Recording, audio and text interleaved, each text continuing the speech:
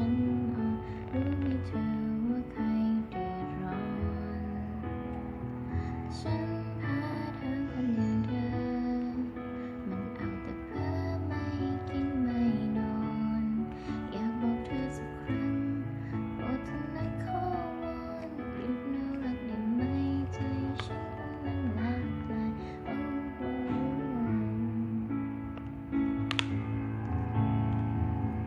เอาไงกันดีล่ะกับหัวใจเอาไงกันดีล่ะกับความรักเธอทำให้ใจฉันต้องคิดหนักเต็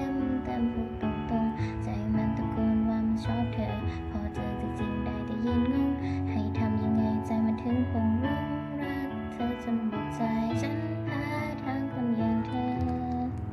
มันเอาแต่เพ้อไม่กินไม่นอนอยากบอกเธอสักครั้งโปรดเธอนะขอวอนหยุดน่ารักได้ไหมใจฉันกำลังหลากหลายหัวใจ